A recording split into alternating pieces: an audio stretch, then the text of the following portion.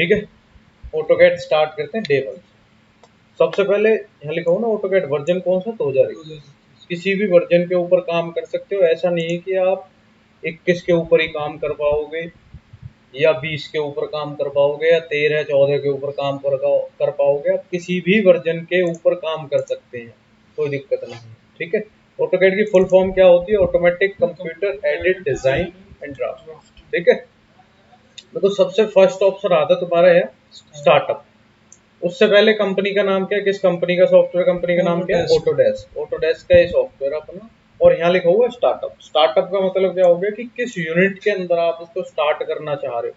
Startup के अंदर यहाँ ऑप्शन है ना सेकंड, ये पूछता है आपसे डिफॉल्ट सेटिंग के अंदर इंपीरियल फिट इंच में काम करना है या मैट्रिक के अंदर काम करना है।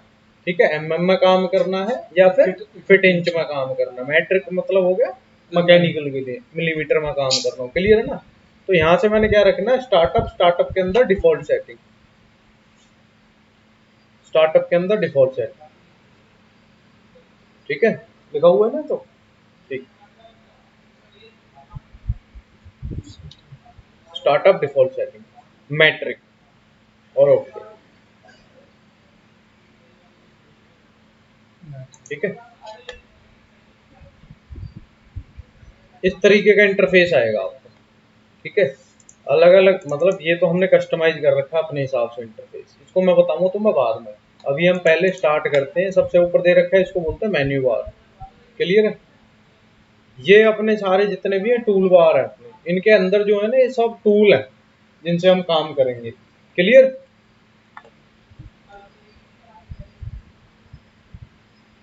इसको क्या बोलते हैं, ये है ऊपर जो दे रखे हैं ना, ये फॉर्मेट, ड्रॉ, डायमेंशन वगैरह, ये इसको बोलते हैं मेन्यू बार। ये सब अपने टूल बार है। ठीक है, ये जो है इनके अंदर जो ये है, ये सब टूल है जिनसे हम काम करेंगे।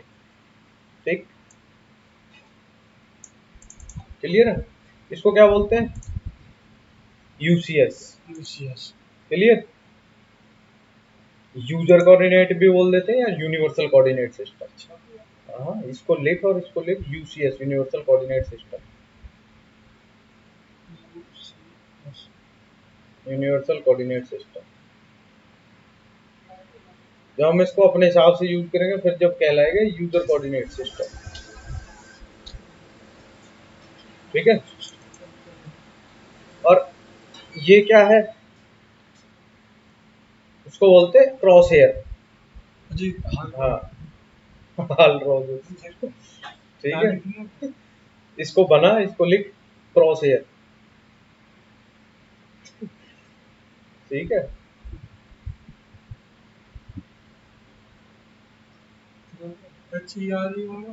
Cross hair.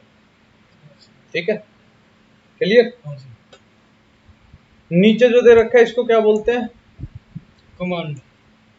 इसका नाम है कमांड लाइन। नीचे दे रखा है, कंट्रोल 9 से ऑन ऑफ होएगा। ये क्या नाम है इसका, कमांड लाइन। नीचे जो दे रखी है ना, इसमें क्या होती है, जब भी आप काम करोगे सारी कमांड इसमें शो होती रहती है। इसमें हिस्ट्री भी क्रिएट होती रहेगी तुम्हारी। ये देखो, जो भी आप यूज करोगे जितनी चीजें वो सब इसके अंदर दिख जाएंगी। ठीक है, डायलॉग बॉक्स भी बोल सकते हैं इसे। ठीक, इसका यूज क्यों पड़ता है कि जब हम कभी भी आगे काम करेंगे तो इसमें सारी चीजें हमें शो होती हैं। जैसे मैंने कोई सर्कल लेना है, सी एंटर किया, सर्कल दिखा दिया, डायरेक्शन भी दे रहा है, अब आगे वो बता भी रहा है ना कि नेक्स्ट क्या करना है आपने। अगर यही नहीं रहेगा डिस्प्ले पे, अब मैं कोई कमांड ले लूं, अब मेरे को पता है किस कमांड के अंदर हूं मैं, नहीं पता चल रहा। तो ये चीज याद रखनी है, ये हमेशा हमारा ऑन होना चाहिए। कंट्रोल 9, कंट्रोल 9 से ऑन ऑफ। ठीक है, अगर सपोज करो कंट्रोल ही खराब है तो,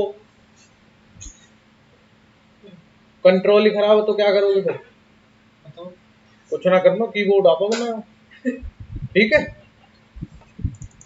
अगर फिर भी दिक्कत आ रही है तो फिर यहाँ क्या लिखा हुआ है, ये लिखा हुआ ना टूल्स। टूल्स के अंदर जाओगे, यहाँ क्या कह रहे हैं, कमांड लाइन। यहाँ से भी ऑन कर सकते हो, कोई बात ना, कंट्रोल दूसरा भी कंट्रोल रहेगा कीबोर्ड में। ठीक है, ठीक है, यहाँ से ऑन ऑफ कर सकते हो आप। ठीक है, यहाँ से फिर गए, यहीं से ऑन ऑफ होएगा। डन है ना, इतना हो गया। अगर सपोज करो ये मेन्यू बार ही शो नहीं हो रखा हो तो भाई होता कई बार मेन्यू बार ही नहीं शो हो तो एरो दिख रहा है ये वाला, इस एरो पे क्लिक करना है। एरो पे क्लिक करने के बाद यहाँ क्या लिखा हुआ है, हाइड मेन्यू बार, हट गया हाइड। वापस शो करना है तो यहीं से शो मेन्यू बार हो गया। क्लियर, इतना समझ में आ गया? हाँ भाई सुल्तान, क्लियर है ना? करें आगे? इतना क्लियर है? एक और ऑप्शन होता है टूल्स के अंदर ही, यहाँ क्लीन स्क्रीन। क्लीन स्क्रीन का काम क्या है? कंट्रोल जीरो इसकी शॉर्ट के। क्लीन स्क्रीन का काम क्या है, जो डिस्प्ले दिख रही है ना, मैं इसको एक्सटेंड कर देता, मतलब वर्किंग एनवायरनमेंट बढ़ा देता है। जैसे मैं इस पे क्लीन स्क्रीन पे क्लिक करूंगा तो वर्किंग एनवायरनमेंट बढ़ा दिया ना, इसलिए जितने भी मेरे टूल बार हो सब क्लोज कर दिए। ठीक है, तो कंट्रोल जीरो की मदद से। ऐसा नहीं है कि हमने डिस्प्ले पे कोई काम कर रखा होगा उसे हटाएगा, उसको नहीं हटाएगा। इसका काम जो है वो है सिर्फ एक्सटेंड, डिस्प्ले को एक्सटेंड कर देना, बढ़ा देना। ठीक है, सारे tool bar hide and show कर देता है। क्लियर है ना? समझ में आ गया? अब नीचे जो दे रखा है ना, इनको बोलते हैं टॉगल कीज। नीचे जो दे रखी है, या स्टेटस बार भी बोल सकते हैं। ठीक, ठीक है। अब इसमें सबसे फर्स्ट एक ऑप्शन होता है ऑर्थो। लिखो ऑर्थो, स्टेटस बार, हेडिंग डाल दो स्टेटस बार या टॉगल कीज।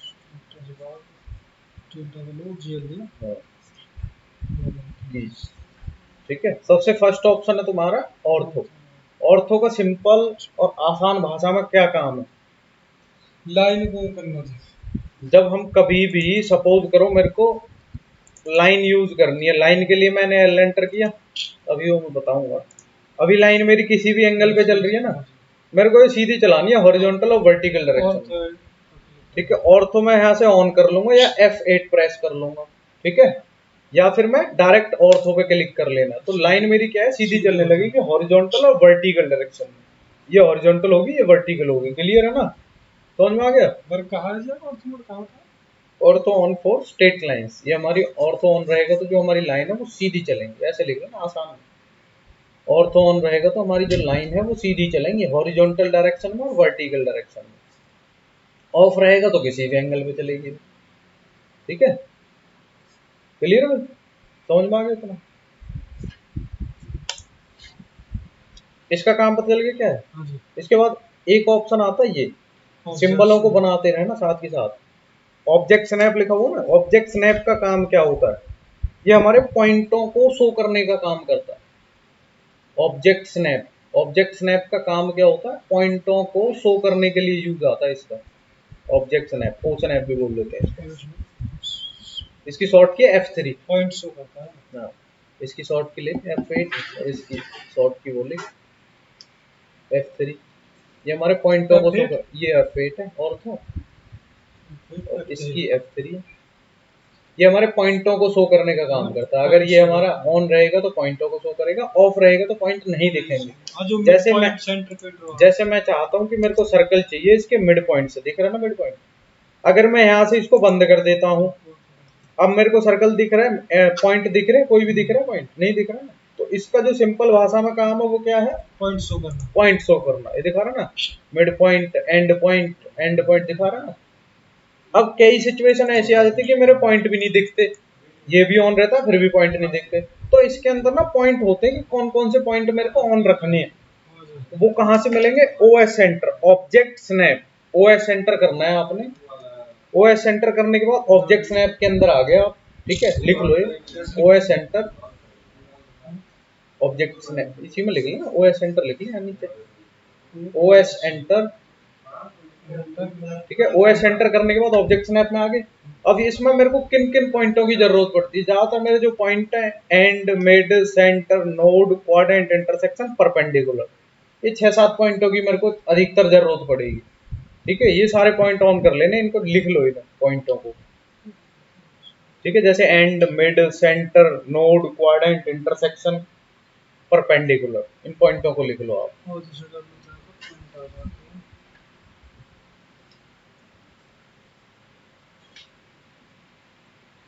ठीक है भाई, हाँ है ना, लिख ले फटाफट।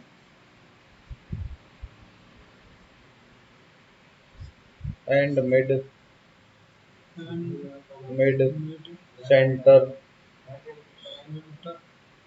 Node quadrant intersection perpendicular.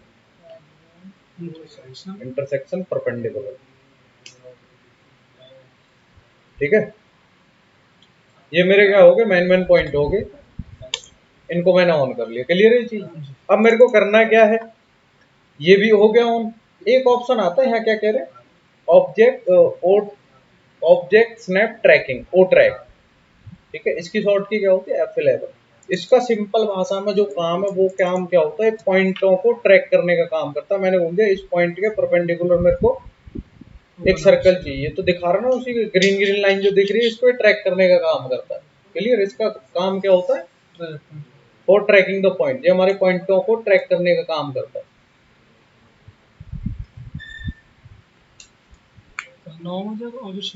Object snap trekking, ओ ट्रैक बोल देते वैसे इसे। ठीक है भाई, देख लियो।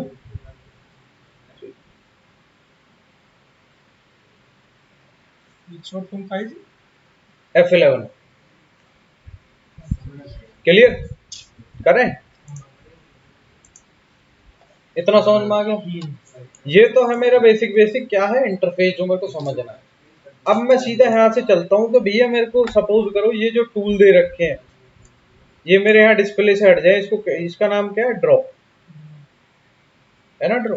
अब सपोज करो ये डिस्प्ले से हट गया, इसको वापस कैसे लाएगा, तो यहाँ से जाना है टूल्स, टूल बार, और यहाँ से सीधा ऑटोकैड के अंदर जाओगे, क्या नाम था, ड्रॉ।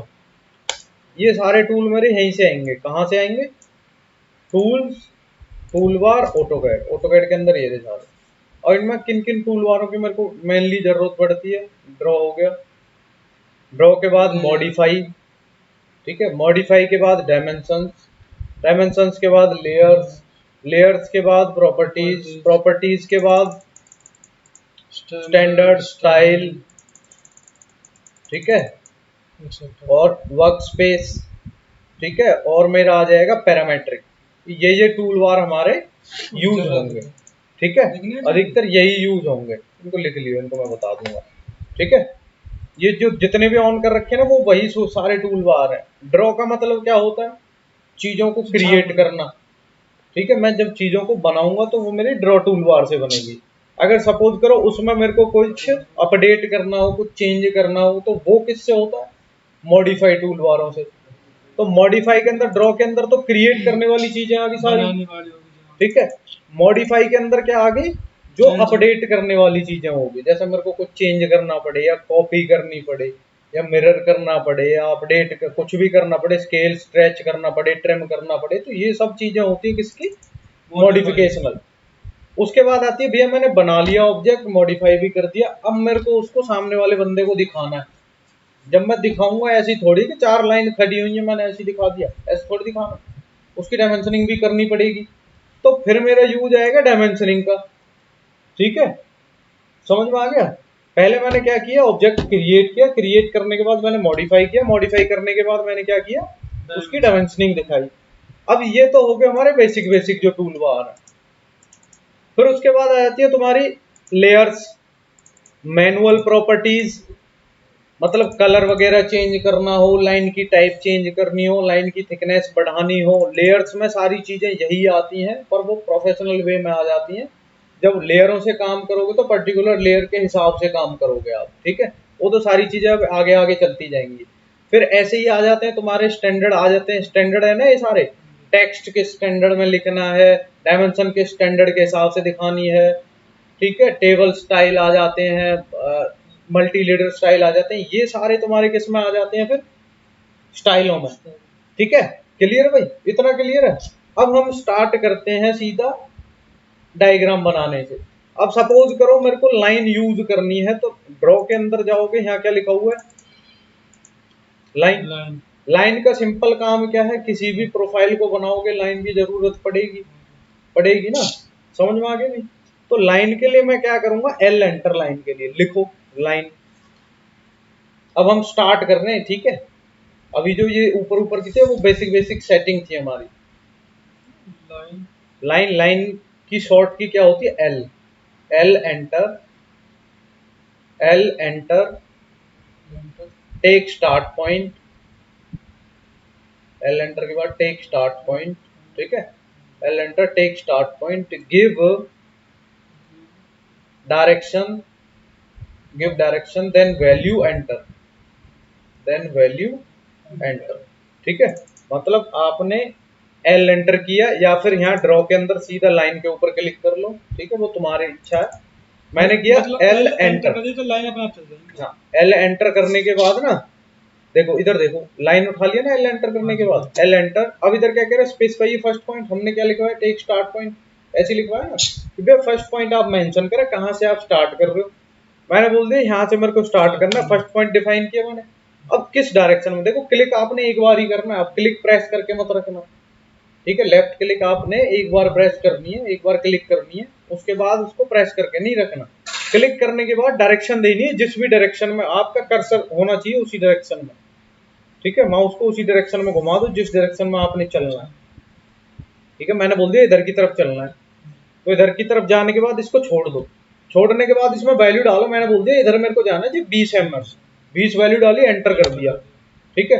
अब मेरे को ऊपर की तरफ जाना है, ऊपर की तरफ कितना जाना है, यहाँ मैंने वैल्यू डाली, मेरे को चाहिए जी 30 mm, एंटर। तो एक बार जब आप पॉइंट डिफाइन करोगे तो कॉन्टिन्यूस वे में लाइन चलती रहेगी। मेरे को इधर की तरफ जाना कितना, 20, एंटर। नीचे की तरफ जाना कितना जाना है, 30, एंटर। कमांड से बाहर आने के लिए किसका यूज करोगे, एस्केप का, ठीक है। सबसे ऊपर वाला जो ऑप्शन है एस्केप, इसका यूज होगा तुम्हारा कमांड से बाहर जाने के लिए, क्लियर है ना, ठीक है भाई।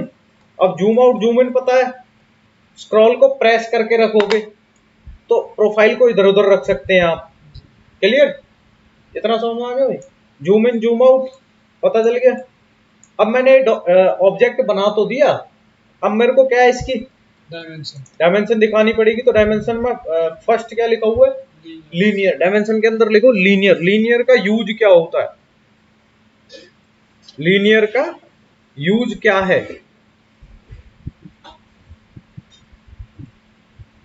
लीनियर का यूज है हॉरिजॉन्टल और वर्टिकल वैल्यू निकालनी हो जहां, ठीक है। हॉरिजॉन्टल वैल्यू और वर्टिकल वैल्यू निकालनी हो वहां मैं यूज करूंगा लीनियर का। लीनियर के लिए क्या करेंगे, DLI शॉर्ट की होती है लीनियर की, DLI हॉरिजॉन्टल वैल्यू और वर्टिकल वैल्यू निकालने के लिए यूज होगा इसका,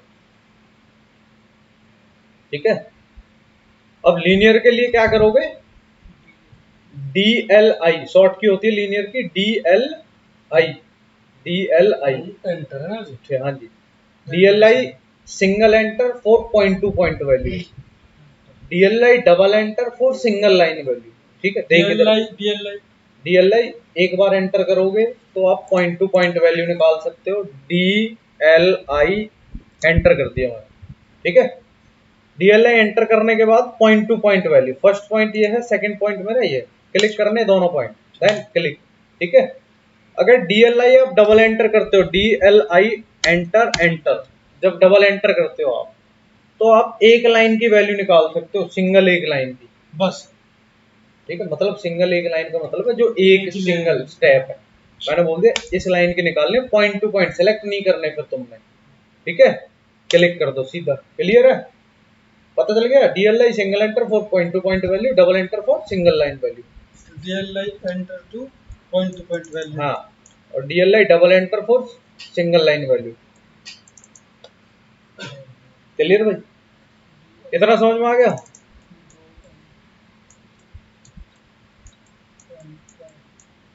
डबल पॉइंट, इतना क्लियर है ना, इतना समझ में आ गया। अब मेरे को सपोज कर ये डायग्राम बन गया, अब मेरे को कुछ और diagram banana step by step. मैंने लाइन ली भाई, मेरे को चलना है इधर की तरफ, कितना जाना भैया, 30 mm।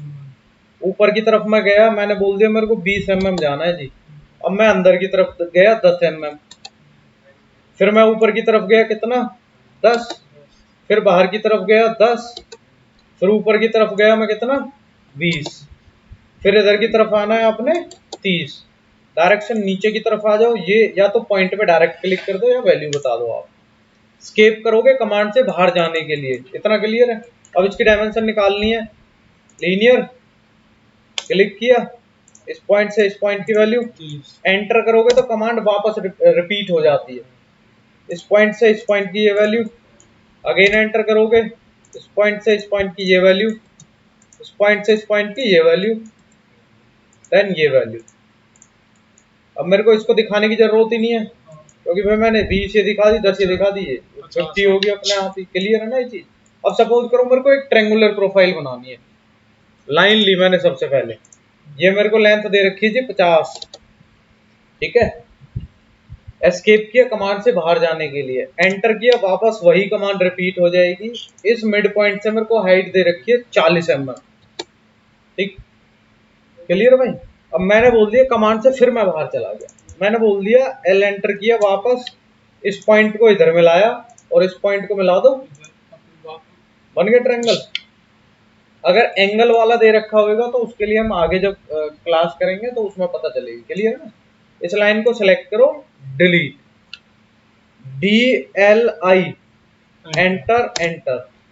इस लाइन को सिलेक्ट करो, ये वैल्यू, इस डायरेक्शन में जाओगे तो ये वैल्यू, ऊपर की तरफ जाओगे तो ये वाली वैल्यू। क्लियर, निकल गई भाई।